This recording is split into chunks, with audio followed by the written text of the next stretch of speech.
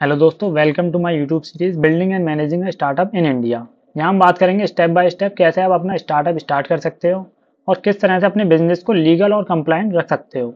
ये सीरीज उन सभी लोगों के लिए है जो अपना बिजनेस शुरू करना चाहते हैं। स्टार्टअप शुरू करना बहुत एक्साइटिंग होता है, लेकिन उसमें चैलेंजेस भी काफ़ी सारे आते हैं। इस वीडियो में हम बात करेंगे कि आपको अपना स्टार्टअप कैसे सेटअप करना है, कौन से लीगल रिक्वायरमेंट्स हैं जो इंडिया में आपको फॉलो करनी पड़ती हैं, और कैसे मैं आपकी मदद कर सकता हूँ ताकि आपका बिजनेस सक्सेसफुल हो।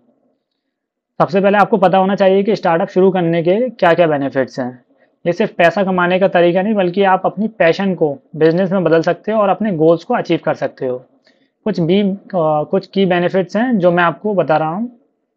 सबसे पहला बेनिफिट है इंडिपेंडेंस एंड फ्लेक्सिबिलिटी। अपना बिजनेस चलाना मतलब आप खुद अपने डिसीजन लेते हो, अपने टाइम को मैनेज करते हो और अपनी टर्म्स पर काम करते हो। दूसरा बेनिफिट है अनलिमिटेड ग्रोथ पोटेंशियल। अगर आपका बिजनेस सक्सेसफुल होता है तो उसका स्कोप अनलिमिटेड है। आप अपने बिजनेस को एक्सपेंड कर सकते हो, नए मार्केट्स में जा सकते हो और अपने ड्रीम्स को रियलिटी में बदल सकते हो।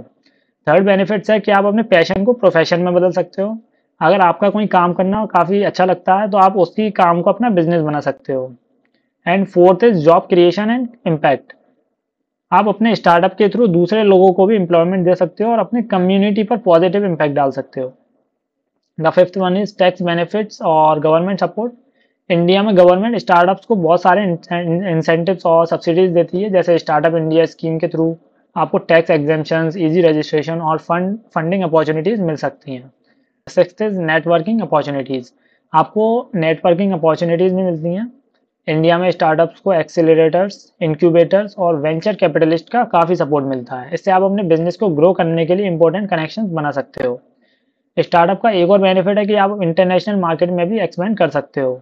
अगर आपका प्रोडक्ट या सर्विस ग्लोबल डिमांड को मीट करता है तो आप अपने स्टार्टअप को ग्लोबल लेवल पर भी ले जा सकते हो।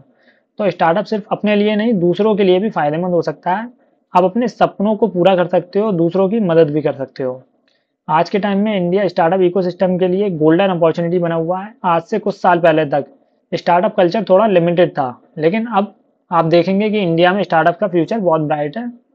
क्या आपको पता है India third largest startup ecosystem बन गया है। हर साल नए स्टार्टअप्स का राइज हो रहा है और जो इंडस्ट्रीज ग्रो कर रही हैं उनमें technology, health care, e commerce और फिनटेक जैसे सेक्टर्स हैं। गवर्नमेंट ने भी काफ़ी सपोर्ट दिया है, जैसे स्टार्टअप इंडिया और मेक इन इंडिया स्कीम्स के थ्रू। ये स्कीम्स आपको फंडिंग, टैक्स ब्रेक्स और बिजनेस अपॉर्चुनिटीज़ प्रोवाइड करती हैं।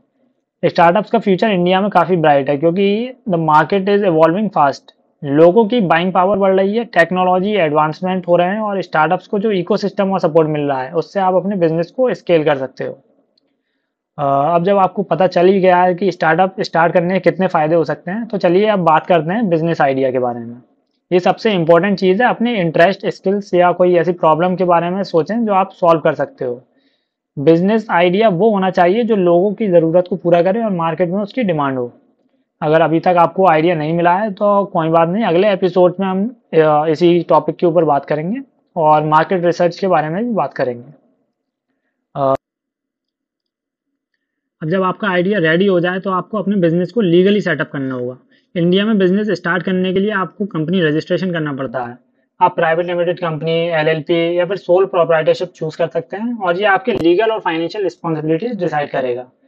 ये सब कुछ समझना थोड़ा कॉम्प्लिकेटेड लग सकता है, लेकिन मैं आपको सब कुछ आसान तरीके से समझाऊंगा। या कुछ इंपॉर्टेंट कंप्लाइंसेस होते हैं जो आपको फॉलो करनी पड़ती हैं, जैसे company registration, GST registration, tax filing and returns, और इसके अलावा भी और कई भी और भी लाइसेंसेस और रजिस्ट्रेशन होते हैं, जैसे ट्रेड लाइसेंस, ट्रेडमार्क और लेबर लॉज, जो आपको ध्यान में रखने पड़ते हैं।